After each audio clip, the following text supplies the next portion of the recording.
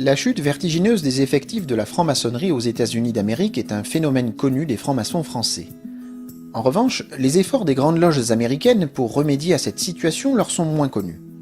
C'est la raison pour laquelle il est intéressant de se référer à une communication du frère Michael Halloran, ancien grand maître de la Grande Loge du Kansas, faite lors de la 14e conférence mondiale des grandes loges maçonniques régulières qui a eu lieu du 18 au 21 novembre 2015 à San Francisco en Californie.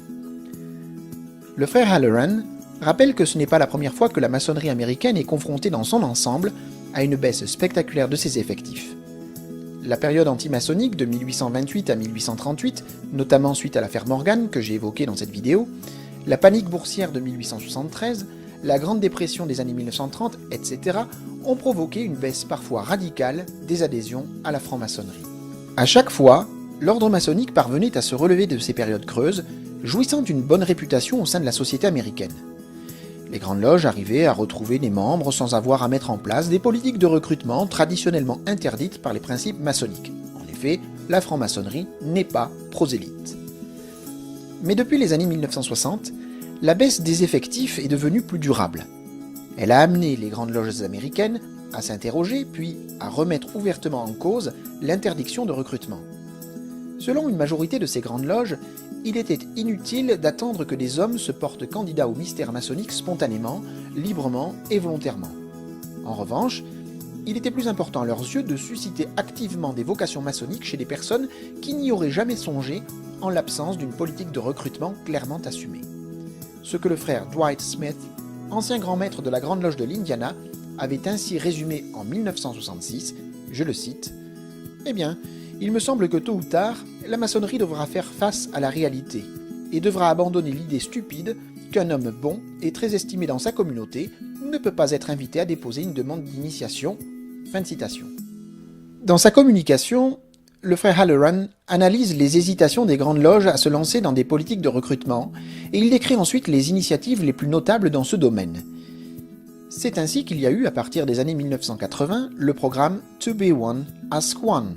Pour en devenir un, demander à l'un d'entre eux.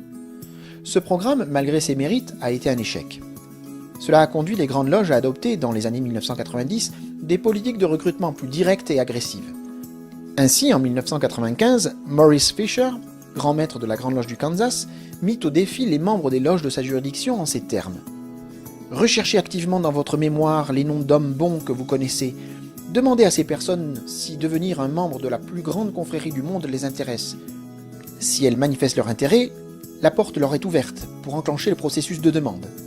Tant que vous les laissez prendre leur décision, vous ne violez aucune loi maçonnique. En l'espace de seulement quelques décennies, la franc-maçonnerie américaine est donc passée d'une interdiction formelle de recruter à des déclarations publiques encourageant le recrutement. Ce système a atteint son paroxysme avec la mise en place de deux modes de recrutement absolument inconcevables en Europe. Le premier, c'est le recrutement de masse. Il consiste, pour une obédience, à encourager ces loges à initier de façon intensive et à mutualiser leurs moyens. Les loges se regroupent donc pour initier en même temps et au cours d'une seule et même cérémonie des dizaines, voire des centaines de profanes lorsque c'est techniquement possible.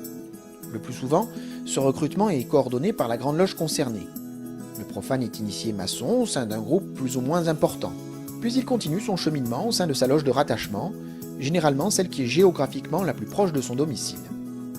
Le second mode de recrutement, c'est la One Day Class, ou l'initiation aux 3 degrés symboliques en un seul jour. La One Day Class est souvent, mais pas toujours, la conséquence directe et immédiate du recrutement de masse.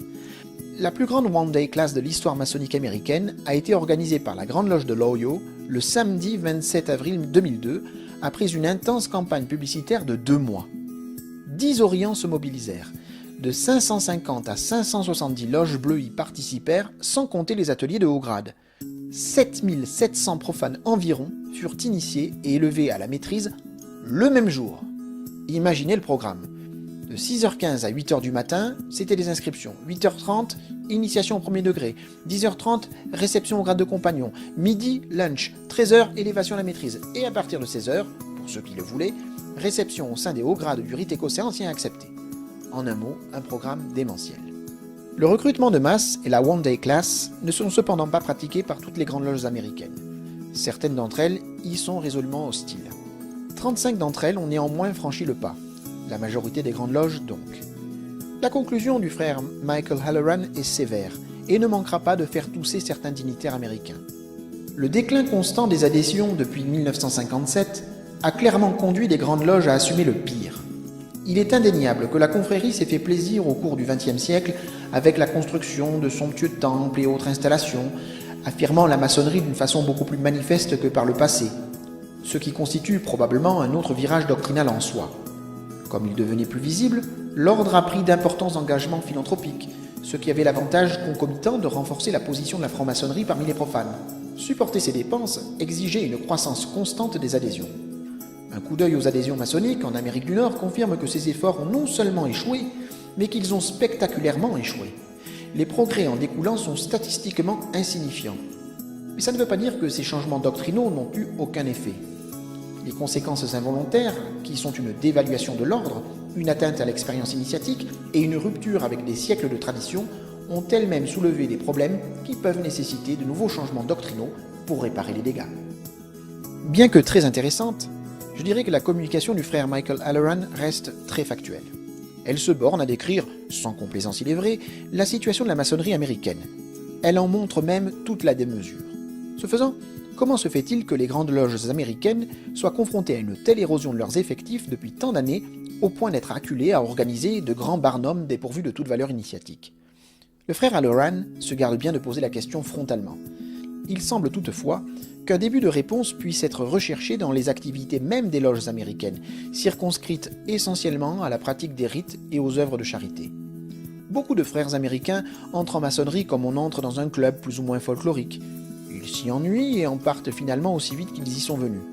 En outre, comment comprendre quoi que ce soit à la maçonnerie et à la beauté du chemin initiatique quand les récipiendaires peuvent passer en l'espace de 2 ou 3 journées à peine de l'état de profane à celui de 33e du rite écossais ancien et accepté.